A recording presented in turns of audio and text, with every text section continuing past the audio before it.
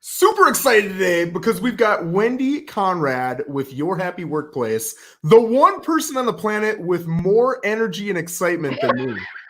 How you doing? That's not possible. No, it is, man. I can't live up to that intro. It is. It is. When you and Christy Romano, you guys just did a one-on-one, right? Yeah. When you guys were hooking up, everybody was like, "Oh my God, the world's gonna explode." I was like sweating when we met in person. And That's awesome. Just doing conversation. the whole time. I love it. That's cool. So it's super cool having you in because what you do with your business is so unique. It is so different. And a lot of people don't know a lot about it, but it's super helpful. So people need to know about it because it's one of those things that, man, if people just took a little bit of time and spent some time with you, got a little bit of knowledge, hired you maybe, they're going to move their business much quicker in the direction that they want to get it. And listen, a lot of times too, especially at the top, you have such a tough time keeping everybody motivated, excited, loving their job, doing like you want efficiency out of them, but you have to train them. You have to treat them good. You have to do so many things and it's tough. Sometimes you have the intent, but you don't feel you have the time. Whether that's true or not is another thing. So that's where you come into play and really crush it for these guys. So now that I give away everything, go ahead and get into the details. Like, tell us what it is you do and how you build a business. So I'm Wendy Conrad. I'm a work culture developer and founder of Your Happy Workplace, and I help small businesses increase their bottom line by using the science of happiness. So what does that mean? I come into businesses, sweet spot is like 25 and under employees, and I talk to them about what they've got going on in their work culture. I talk to the business owners, I talk to the team members, I gather up all that data, and I give them a custom action plan based on 10 categories about how they can move forward and improve their work culture. So everybody's result is going to be different because it's so custom to their team and their industry and what they have going on. You know, some clients that I've worked with have improved communication. Communication is a huge thing. So that's what I do. So you've got, you said it was 10 questions? 10 categories. So 10 categories. when I interview the team, I ask them a bunch of questions. We talk for about a half an hour, 45 minutes each. Yeah. And the questions are based on the 10 categories, things like communication, connection to the mission, all the way to workplace wellness and workplace design, which is kind of shifted a little bit now than a lot of us are working from home. But categories like that all combine together to make up somebody's work culture. Yeah. Now, are they giving you yes or no or rate it from 1 to 5 answers, or are they giving you open-ended answers? These are one-on-one. It's a conversation, really. Man. It's not a questionnaire. I want questionnaires are nice tools to use, and a lot of business owners send out questionnaires to, I think, make themselves feel like they're doing something. And that's a good thing to kind of test and see how your team is feeling. But if it stops there, then it's useless. You have to do something with that data and say, oh, I see a lot of people are saying this about this area. Maybe that's something I need to dig deeper into. So I have one-on-one and group conversations. So I have a guideline of, it's not like I'm just sitting there reading questions. I do have a list of questions, but many times it goes off script and we just, they say something and I'm like, tell me more about that. I want to know what you mean when you say that. So yeah, it's really digging deep. I got a business. I got people in my business and I hire you. You come in. Am I telling you what I'm hoping to get out of you, or are you telling me, like, what exactly am I getting out of you? What's the end result? It's really a 1-month process that starts with the business owner or the manager filling out. They do fill out a questionnaire and telling me what they think the issues are and what they hope the results to be. So I can kind of see where they're at and where they want to go. Yes. And that kind of guides the conversations that I'm having with their team also. Okay. So because some of them are having specific issues that they think, but a lot of times it may not be what they think once I start talking to the team. It's probably always miscommunication of some sort. Yeah. Interesting. So we've got Xavier here. He's already popping on with questions, man. He's asking, is this done in person? In person is my jam. I started my business pre-COVID, so that was my preference. Yeah. But now I can do this process from A to Z completely virtually. Yeah. So it opens up a lot of doors for me and people that I can help all over the country and the world. Okay, so you're going to meet obviously with the person whose business it is first. I'm guessing. Yes. Okay. And then, so if I've got, you said 25 and smaller, that's kind of your bread and butter. If I've got 25 within our company, are you meeting with all 25? That can depend on how the business is structured. So if they have different departments, we may do group interviews that way. And it can also depend on their budget. Of course, it's more expensive if I'm interviewing everybody one-on-one. Yep. So those are kind of the variables that play into the process. Okay, so you go in, you interview all these people, and then after the interview, what happens? Then I formulate a very pretty, because I'm a perfectionist, report card that's chock full of information, very detailed, based on the 10 categories. Yeah. Here I call it a report card. So my bachelor's is in education, so there's still some teacher in me. So I give them a grade on that category. Here's what you're doing awesome in this category, and here's some action steps, at least one, and it's usually more action steps we can do to expand on what you're doing well. I like that. That's the big part right there, is the action, right? Yes. I'm guessing, well, I mean, you tell me, I'm guessing a lot of them kind of know what the problem is, but they need an outsider to really smack them in the face with it. But the action is the thing that they're just not doing. Am I right? Or are a lot of these people oblivious completely? Well, that can vary. I think a lot of it you touched on, a lot of people are, and there don't necessarily have to be problems per se. I have a client that I'm talking to now who has a business of 5 employees, but they're looking to expand. Their business is growing, and they want to kind of get things kind of squared away and some processes in place before they start bringing new people into the team. So yes, they do have kind of an idea, or they are too busy, like you said. The people who start businesses are all about their industry and being better at that and getting customers, and so they're so busy working in their business that maybe they know that this is important, but they don't know where to start, and they don't have the time, or like you said, are making it a priority, and they'd rather just outsource it out like you would accounting or payroll or anything else. Yes. So you give them the action steps, and then they implement the steps. Do you walk through them on the how and the timeline? Do you follow up with them? Yes, I present the report card in about an hour-long presentation. So we go through the report card step by step, and I answer their questions as we go, and we talk all about that. And then I give them a suggested timeline of where I think they should start first, because this is a lot of information for people to get at once. It's like your first day at a job, right? You're like, but so it's a lot to digest. So I give them a suggested timeline. Okay, here's phase 1. You should work on these action steps first. And when you've got that down, move to phase 2, because that's the only way it's going to be sustainable. If you're looking at it all at once, then you get analysis paralysis. And you get overwhelmed and you don't want to do anything. You're like, this is too much. I can't do this. And then, of course, I give them a menu of how we can continue to work together if they want me to kind of take over this stuff. But I also follow up with them a few times, on a regular basis, no matter how long ago we've worked together, to see how they're doing, if they have any questions and challenges and that kind of thing. How rewarding is that? I mean, it's super interesting that you come from a teaching background and you're literally in teaching right now, but it's not with, 8-year-old Jimmy. It's with someone running a business, someone literally impacting others' lives, and you're able to come in and show them how to impact it better, more efficiently, more positively, and you get to see the result, man. You get to see what it looks like 3 months, 6 months, 12 months, 5 years down the road.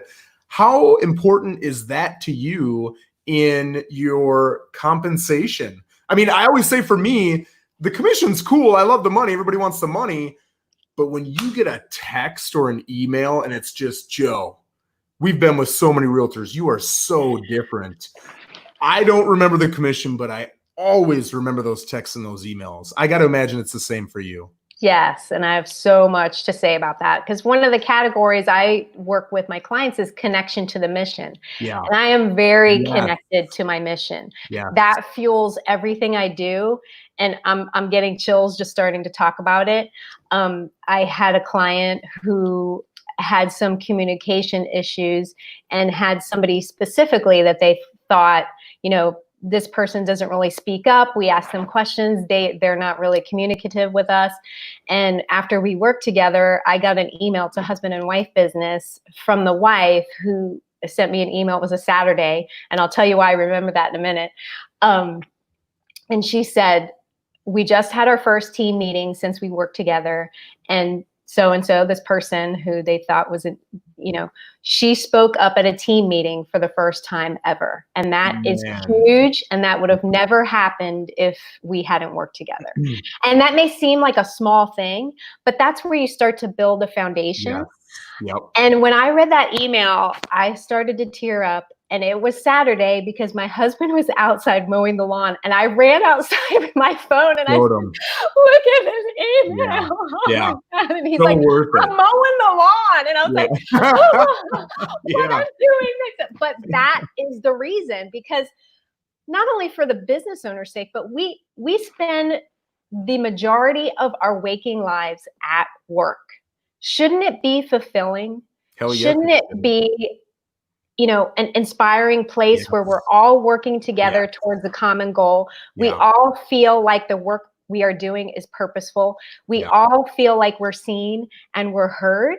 Can you imagine what the world would be like and feel like if we all worked at a place like that? It'd be amazing. So I like to say, Wendy, with your happy workplace, making the world a happier place, one work culture at a time. Woo!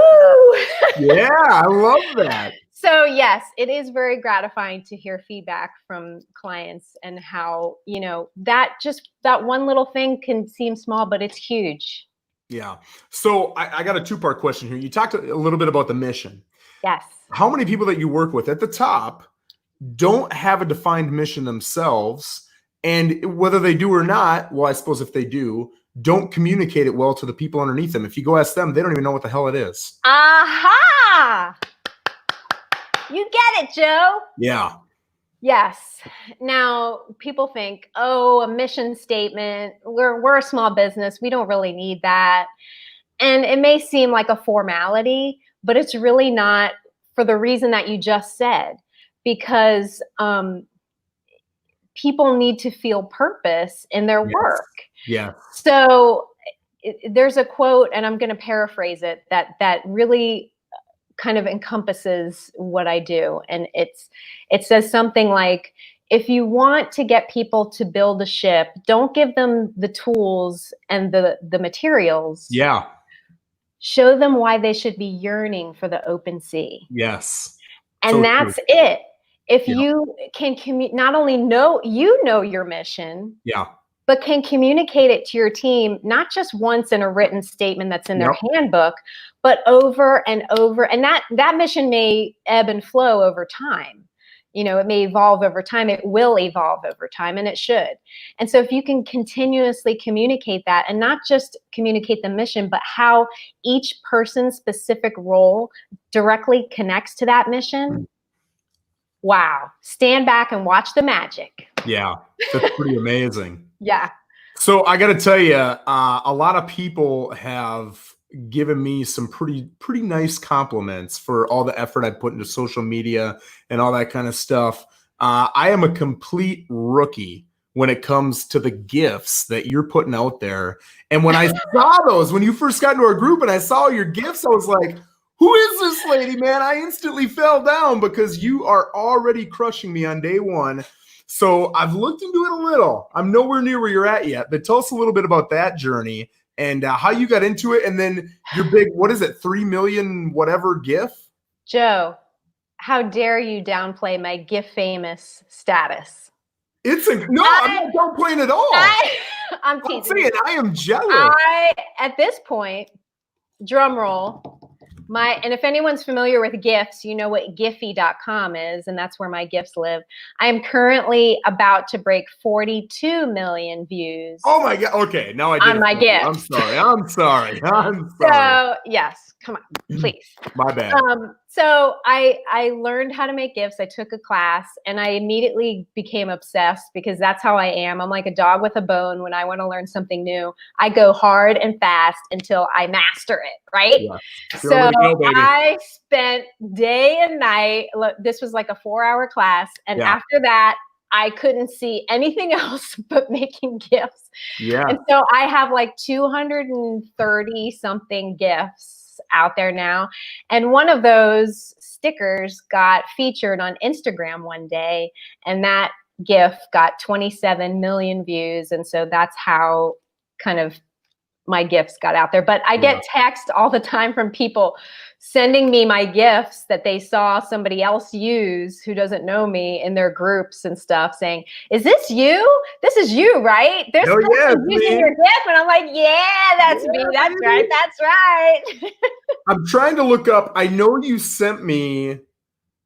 Because I'm going to copy it and go put. All right, I tell you what, guys. I'm going to copy. This probably isn't your biggest gift, but I'm going to copy this one.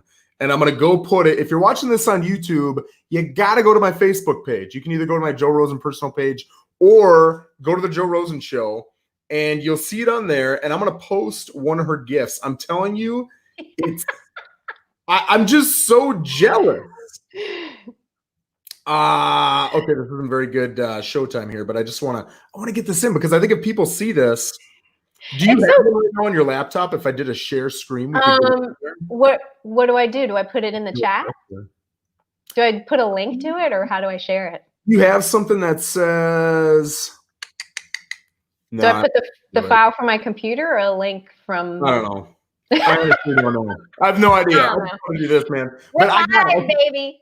If you go to the business page, The Joe Rosen Show on Facebook, and you look in the comments, you can see one of her gifts. It is so professional looking. I saw that and I'm like, you live in Port St. Lucie? That's crazy. Or you can just go to Giphy, GIPHY.com, and search Wendy Conrad or Your Happy Workplace, and you'll find all my gifts.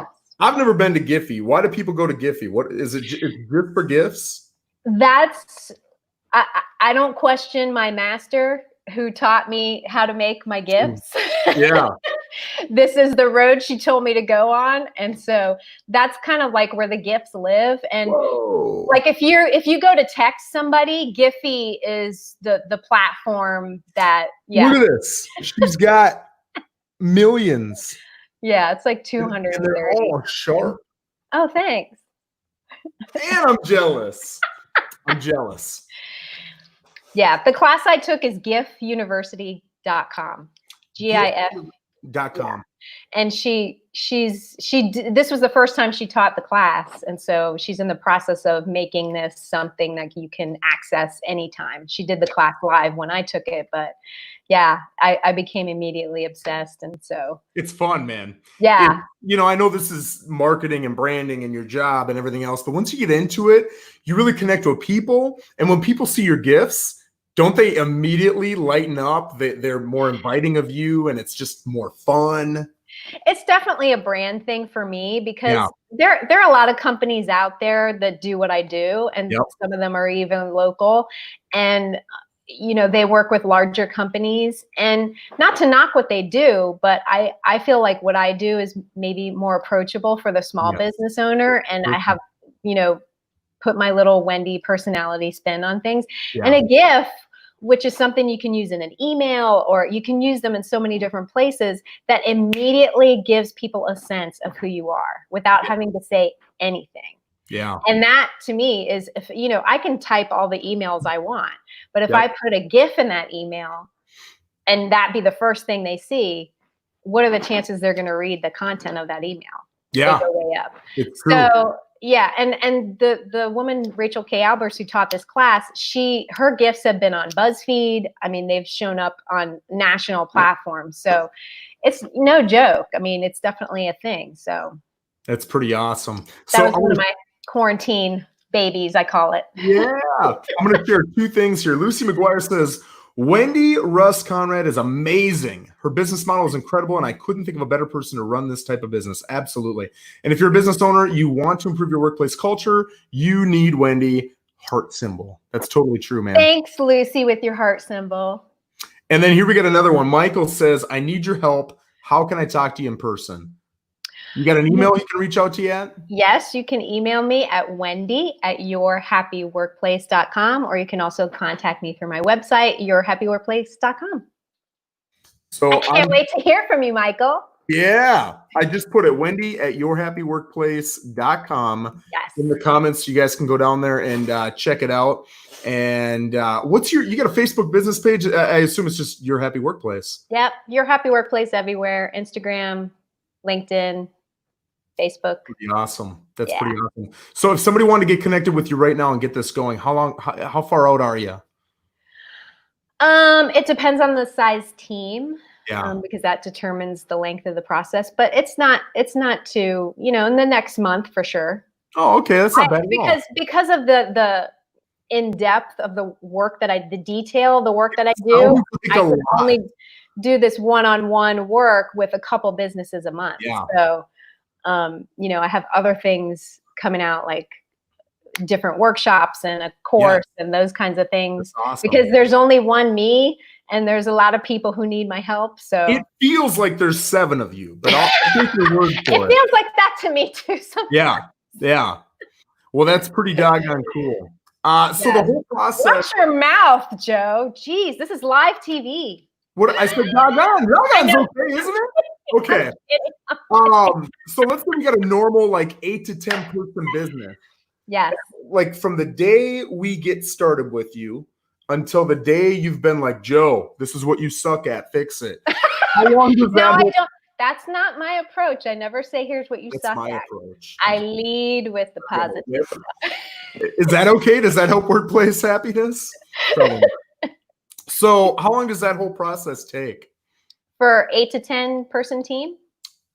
Yeah, about a month. Depending on their schedule too. Okay. Because, if you have to be committed to this work. Yeah. So it takes time, not just for the business owner, but for the team members too. So being flexible with their schedules and having them have permission and the space to do this work during a work day and not after hours, and being able to have conversations, because it's a lot of, it may seem like a lot of work up front. Yeah. But once you have this foundation laid, everything, and have clarity, everything can kind of comes easier after that. And it's not a one and done thing either. It's not like, okay, I did this thing for my work culture, I never have to look at it again. Yep. It's ongoing work for the life of your business. So once you do the hard work up front and maintain it, then it becomes a habit. And it's absolutely.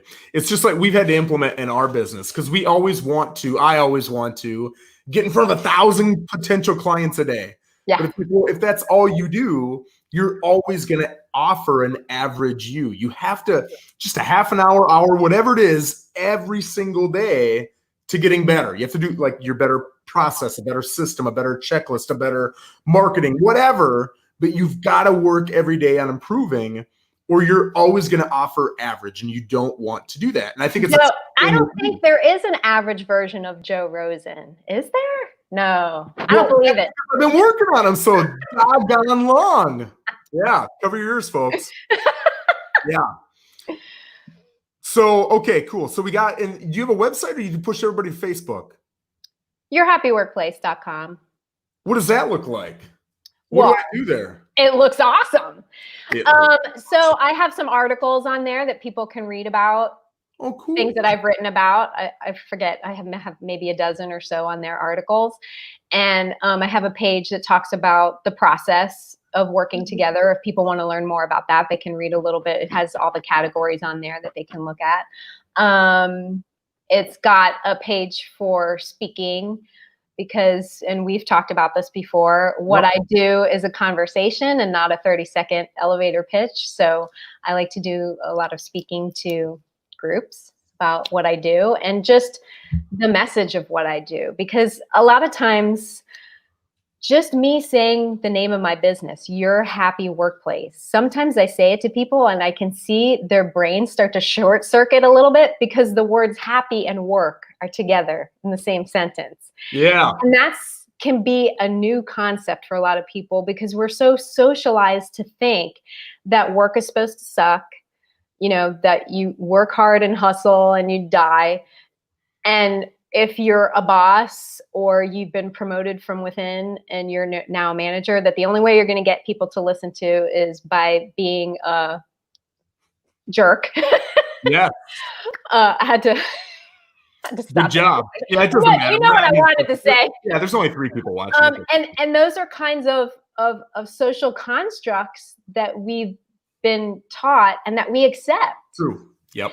And I even thought, we've talked about the history of how Your Happy Workplace came to be. I worked for the past 20 years at 12 different small businesses for people who had that belief that, you do what I say and you should be grateful just to have a job. And that's not how you lead and inspire a team. No.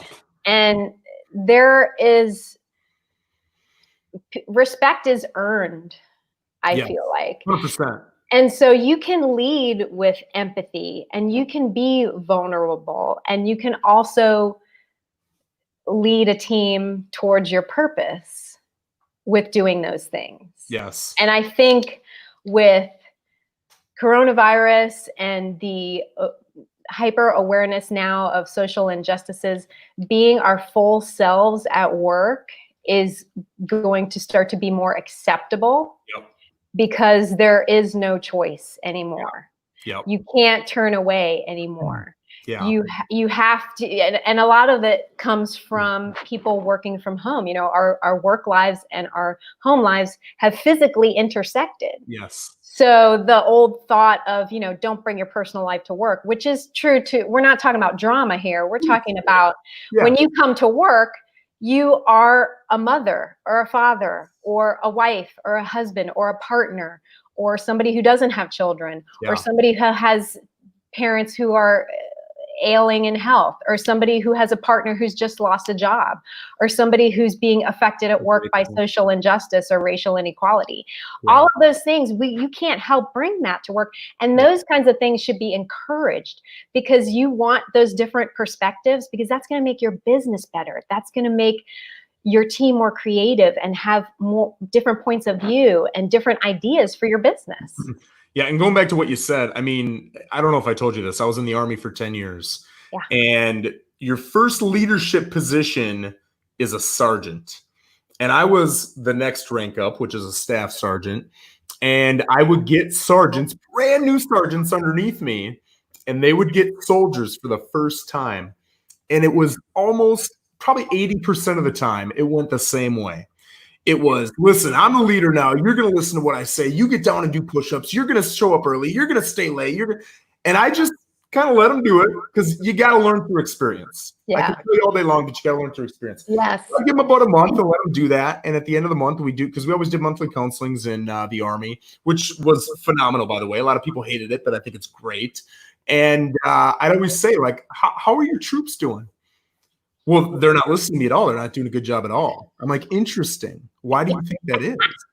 And you see where this is going, but I'd always say, I got it. This is the Army. This is not civilian world. So you can make these people do what they need to do. You can make them stay late. You can make them work weekends.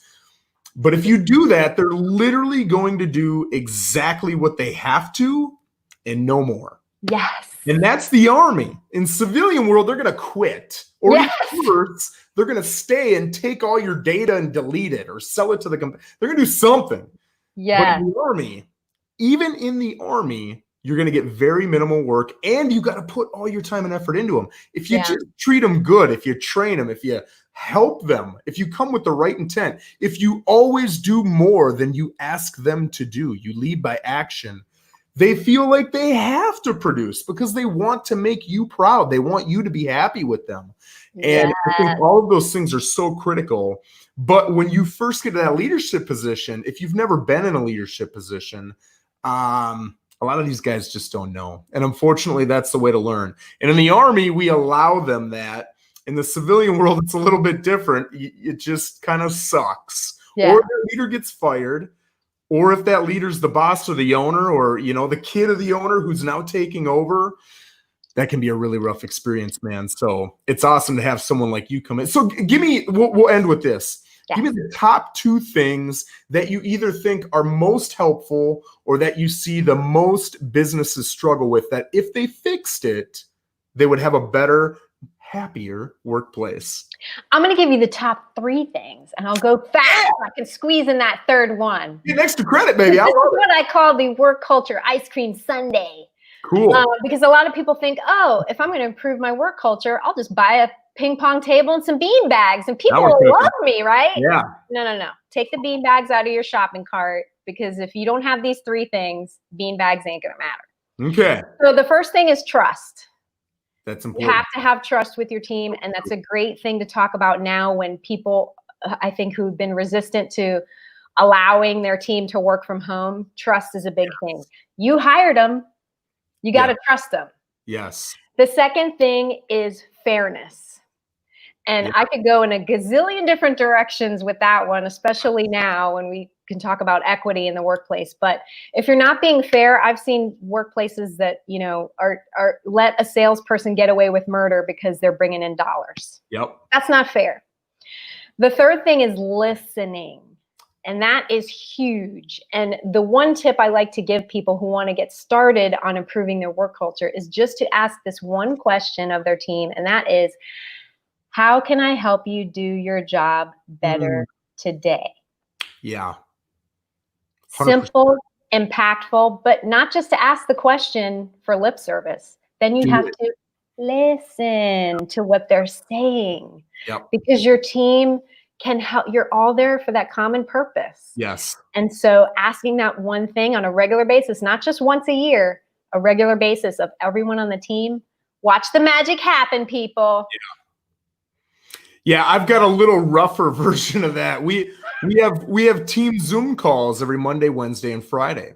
And at the end, I always end with, what's the suckiest thing going on right now on our team? I want to know what the worst thing is, because it's my job to make sure it gets fixed. Maybe it's not my responsibility for the actual doing of it, but usually it is, but we need to think about what it is and fix it. Create a system, change a system, create a checklist, hire a person, whatever it is. But I think when you have that environment of openly asking, what do I suck at? I mean, not necessarily me, but sometimes it's me.